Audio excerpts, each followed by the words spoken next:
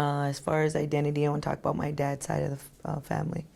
I'm proud to say that my dad is full-blooded Ho-Chunk, and a lot of people are like, well, ain't you too? And I'm like, no, well, I am. And I said, well, what tribe do you belong to? And they'll have about 3 or 4 different tribes.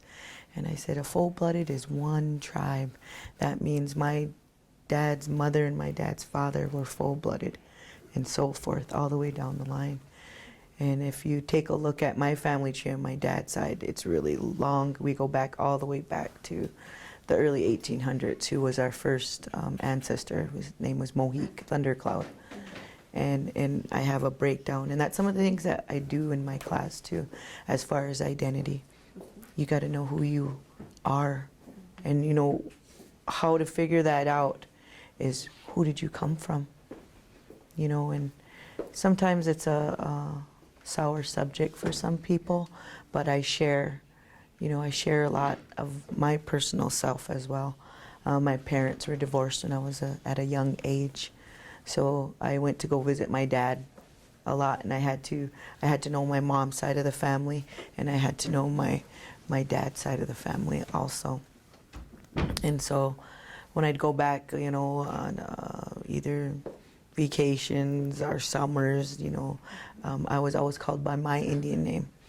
And on my dad's side, we're a part of the Thunder clan, so we come from the sky.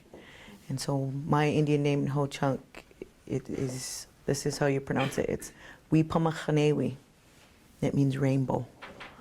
So I was just talking to my dad a little bit ago. My dad's going to be here tomorrow, so that was kind of a surprise. So hopefully nobody says anything in here. But I got a senior daughter, and her senior night's on Friday, so he's coming down. But when I was young, when everywhere we'd go, he said, "Tell him your name." Wipamachanewi, that's my name. Oh, Rainbow. Oh, I love that name. Sometimes my dad will call me, "Hey, I seen you in the sky today." He said, "You must have been thinking about me." And so my oldest daughter's name is Rainbow, also on this side, in Arikara. So when they have the double rainbows like that, I'll call my daughter and I'll say, "Hey, we were in the sky today." Just have been thinking about each other. And she goes to school in United Tribes Technical College. She's playing basketball up there. She's doing a really good job.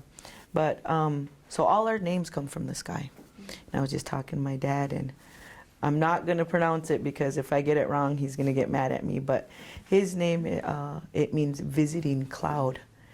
And he said, and my mother and father were married in the medicine lodge ceremony. So she will always be married to my father no matter what. And even if they got divorced, she has a Ho-Chunk name. And then her name is Good Cloud.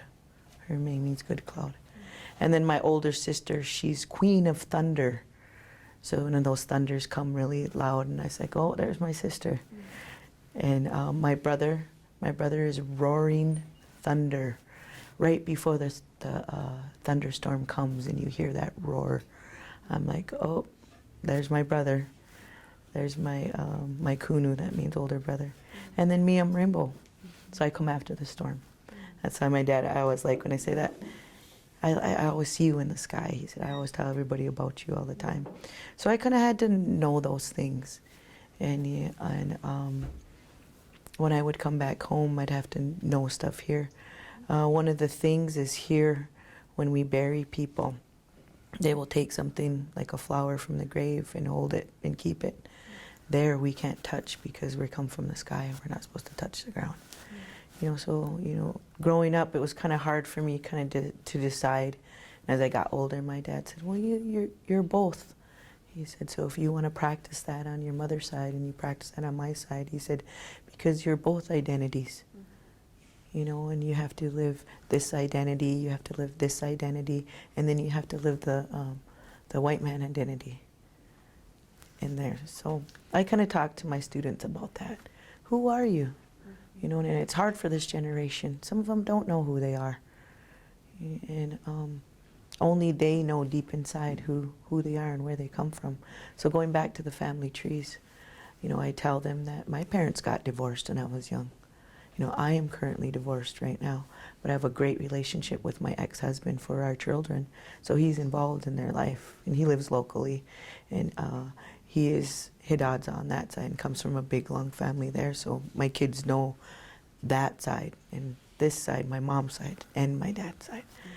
So that's a knowing you who you are, you know, and your identity. It's different nowadays. You know, be who you are, because back in the day we had to be who they said we had to be. Nowadays you can be who you are. You can dress how you want to. You can wear your hair how you want to. You can change your name if you want to, because that what you were born into you might not feel that identity in you. You know, but as you grow older, and I like working with high school students, because I tell them now, and nobody told me that, life's going to be hard. Life is going to be really hard, especially for a Native American woman. I had to kind of figure that out myself. And so I tell my students that too. I'm going to tell you that right now. If you know who you are and you get out there, it's going to be a lot better, because you need to have goals. You set these goals. What do I want to do in life? And life might not be everything that you set it out to be, because that's how I grew up. I was supposed to graduate high school. I was supposed to go to college. I was supposed to get married. I was supposed to have children. I was supposed to live happily ever after. Well, my happily ever after wasn't. You know, when I got divorced and went through a hard time, but everything came back here again. You know, and like I said, I'm proud to say that I have a great relationship with my ex-husband for our children. And a lot of people can't say that. And it's for their benefit, because I was like that. My parents didn't live together. I never knew my parents ever being in the same household. Even when we would come, like, to my graduation and stuff, they would be separate. You know, but I had to adjust and I had to learn that. So again, going back to family trees, I explain that to my students. A lot of you might not know your dad's side. A lot of you might not know your mother's side. You might live with a grandmother. You might live with an aunt. You might live with an older sister, because that's how our people are. We take care of each other. And so then they kind of, you know, because some of them will kind of, you know, sheepish down because they might not know stuff. So I share that with them. You know, I have to know both sides. And my parents were divorced too, and so am I. And it's not a bad thing, you know, as long as we still know who we are. And then going back to my high school students, the other day I was talking to my seniors, and they're like, "You're right, Miss Fox. I kind of have to worry about what I'm going to do." And I said, "Yeah, because you go out there." That's what my mom said. Go try it. Because I remember being 18 and I wanted to get out of here so bad. Oh, I wanted to get out of here. I want to get out of my household so bad.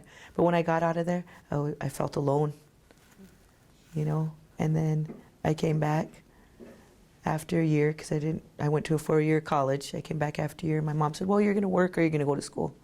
So I worked at the casino for 9 months, and I woke up one day and I thought, am I going to be a waitress again for 10 years? No. So I went to school, got my degree, started my family, got married, went as I was having my children, went and got my bachelor's done, went and got my master's done. I thought, well, I got to take a couple more classes to get my double master's, so I might as well go for it. And I think back on it, how did I do it? But I did it because I was strong, and when I was growing up, I knew my identity. I struggled with it a little bit, but as I got older, I knew what I wanted to do. So I instilled that in my children. My oldest girl was salutatorian of her class. She's doing really good. My second oldest is up and running for one of the top students this year. And so education is a big thing. And being an educator now, I see I did come full circle. Because when I was young, they used to ask me, "What do you want to be?" And I said, "I want to be a teacher and a cheerleader." So I kind of do that right now. I teach and I cheer my team on when I coach. So I see that, oh, okay, now I see that I come full circle in that. So knowing your identity, and with this Native American essential understandings, I talk about that in my class, my culture class, and we'll kind of laugh and we'll, oh yeah, we know sense of humor, we know storytelling, you know. I think that's one of the biggest things is generosity and sharing. You know, we talk about those things. So oh, that's wonderful.